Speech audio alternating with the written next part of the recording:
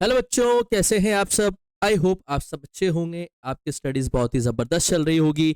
मेरा नाम है इंजमाम खान। स्वागत करता हूं आपका हमारे शानदार यूट्यूब प्लेटफॉर्म जिसका नाम है एफएमआई करियर इंस्टीट्यूट। जैसा कि बच्चों आपको पता है कि हमने प्रारंभ सीरीज का कारवा स्टार्ट किया था जिसमें हम बात कर रहे थे क्लास 11 बिजनेस स्टडीज के चैप्टर नंबर 9 के बारे में। इससे पहले हम 8 चैप्टर्स को बहुत ही अच्छी तरीके से पढ़ चुके हैं। अगर अभी तक आपको उसमें कोई डाउट है तो आप हमसे कमेंट सेक्शन में पूछ सकते हैं, और अगर अभी तक आपने उन वीडियोस को नहीं देखा है तो फटाफट से प्लेलिस्ट में जाएं और उन वीडियोस को देखें और अपनी प्रिपरेशन को स्ट्रांग करें। कोई भी डाउट रहे तो कमेंट सेक्शन में जरूर हमसे सवाल पूछिएगा, हम आपको वहां पे जवाब देंगे। इसी तरीके से अकाउंटेंसी, बिजनेस स्टडीज और इकोनॉमिक्स के जवाब आपको आगे भी मिलते रहेंगे। लेक्चर्स आपको मिलते रहेंगे, बस आपको अपनी प्रिपरेशन को स्ट्रांग करना है और हमसे जुड़े रहना है। जैसा कि बच्चों आपको पता है कि हमने इंटरनल ट्रेड स्टार्ट किया था जिसका मतलब होता है trading between the geographical boundaries of the country. जब आप कंट्री की जियोग्राफिकल बाउंड्रीज के बीच में ही ट्रेडिंग करते हैं तो उस कॉन्सेप्ट को हम क्या कहते हैं, इंटरनल ट्रेड कहते हैं। जैसे राजस्थान से कोई माल मध्य प्रदेश में बेचना खरीदना, या मध्य प्रदेश से कोई माल गुजरात में खरीदना या बेचना।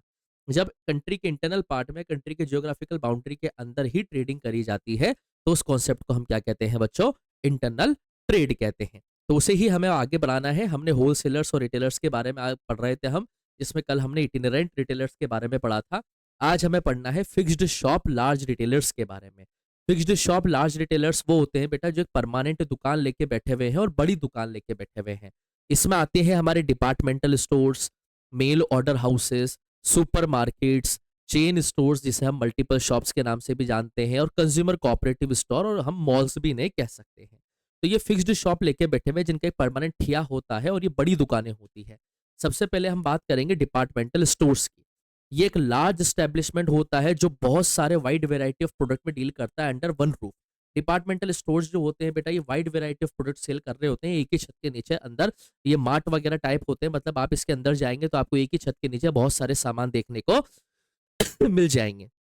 इसके फीचर्स क्या होते हैं, इसकी एक सेंट्रल लोकेशन होती है, यानी कि शहर के ये ऐसी जगह पर स्टैब्लिश होता है जहाँ पे सब लोग आ जा सके। कॉर्पोरेट स्टेटस होता है, सेंट्रलाइज्ड परचेसिंग होती है, मिडल मैन इसके अंदर नहीं होता है, दैट्स वाई यहाँ पे गुड्स जो होते हैं वो सस्ते मिल जाते हैं। वैरायटी ऑफ गुड्स आपको यहाँ पे देखने को मिलेंगे, बहुत सारे तरह के गुड्स देखने को मिलते हैं, और बहुत सारे डिपार्टमेंटल स्टोर्स जो होते हैं बेटा वो फ्री होम डिलीवरी भी क्या करवाते हैं, अपने कस्टमर्स को प्रोवाइड करवाते हैं। एडवांटेजेस क्या होते हैं बेटा, large number of customers attract होते हैं क्योंकि आपको एक ही जगह पर सारे सामान मिल जाने वाले हैं, तो जाहिर सी बात है ज्यादातर कस्टमर वहीं पर ही जाएंगे जहां पे उनको एक ही जगह पर सारा सामान मिल जाए। There is convenience in buying, आप अपने हिसाब से खरीद सकते हैं सामान को, जो आपको समझ में आए वो लेना है, जो नहीं लेना है उसे छोड़ देना है। ठीक है।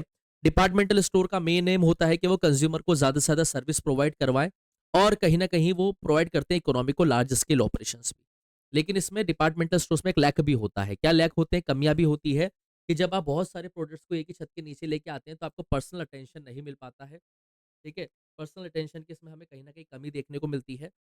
हाई पॉसिबिलिटी ऑफ लॉस होने के चांसेस होते हैं बेटा, अगर कोई सामान जनता के जरिए खरीदा नहीं गया तो वो हमारा लॉस हो जाएगा। और हाई ऑपरेटिंग कॉस्ट होती है, इसको रन करना भी बहुत ज़्यादा कॉस्टिंग होता है। कैपिटल को जनरेट करना बहुत ज़्यादा कॉस्टिंग आती है बेटा इसके अंदर। Getting my point.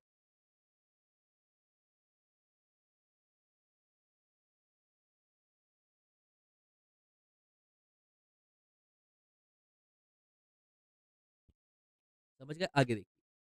Chain stores और मल्टीपल शॉप्स क्या होती है। देखिए बेटा, ये रिटेल शॉप्स का एक नेटवर्क होता है जिस जो ओन्ड होता है सिंगल बिजनेस एंटरप्राइज के जरिए, और डील करता है सिमिलर लाइन ऑफ स्टैंडर्डाइज और ब्रांडेड कंज्यूमर प्रोडक्ट पे। जैसे मैकडोनल्ड्स है, मैकडोनल्ड्स आपको कोटा में भी मिल जाएगा, जयपुर में भी मिल जाएगा, मध्य प्रदेश के बहुत सारे डिस्ट्रिक्ट में मिल जाएगा।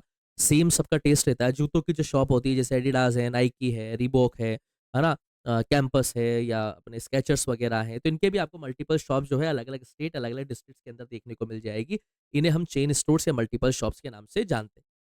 फीचर्स क्या क्या है, जहाँ पे पॉपुलेशन ज़्यादा होती है वहाँ पे इन्हें सेटअप किया जाता है। सेंट्रलाइज परचेज होता है, सेंट्रलाइज कंट्रोल होता है, ये कैश शेयर्स को एक्सेप्ट करते हैं। रेगुलर इंस्पेक्शन में किया जाता है हाई लेवल अथॉरिटी के जरिए।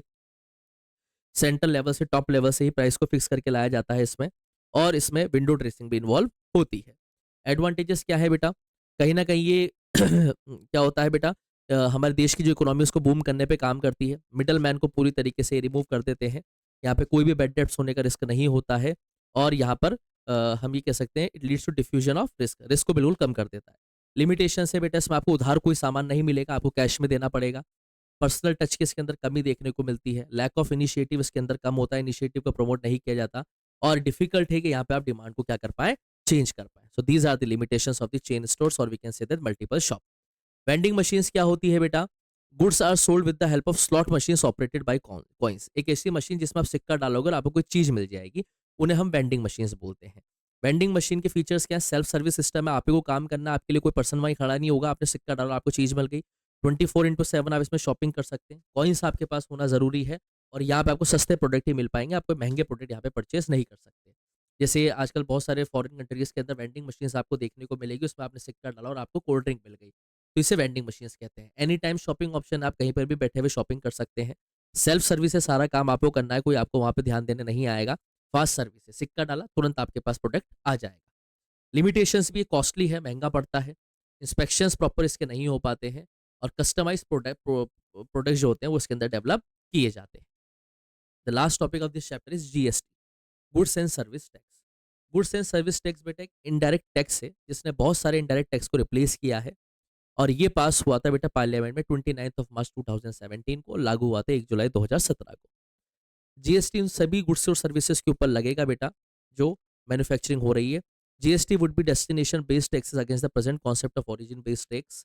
It would be a dual GST, the GST lead by the centre would be called central GST. जो सेंट्रल गवर्नमेंट के पास टैक्स जाएगा उसे सेंट्रल जीएसटी कहेंगे, और जो स्टेट के पास जाएगा उसे स्टेट जीएसटी कहेंगे। इंटीग्रेटेड जीएसटी भी होता है जो सेंटर के जरिए कलेक्ट किया जाता है, जिसका कुछ हिस्सा जो है राज्यों को भी मिलता है। Import of goods or services would be treated as interstate supplies and would be subject to IGST in addition to applicable custom duties. Goods और सर्विसेज को अगर एक स्टेट से दूसरे स्टेट के बीच में खरीदा बेचा जा रहा है तो आईजीएसटी का टैक्स उसके अंदर लगा जाएगा, कस्टम ड्यूटीज भी उसके अंदर शामिल करी जाएगी। This is all about the chapter internal trade. यहाँ पे हमारा इंटरनल ट्रेड जो चैप्टर है बेटा पूरी तरीके से कंप्लीट होता है। नेक्स्ट जो मैं आपके लिए लेक्चर लेके आऊँगा उसमें हम इस चैप्टर की कुछ केस स्टडीज के बारे में डिस्कशन करेंगे। आई होप आपको ये चैप्टर समझ में आया होगा, सिंपल चैप्टर है।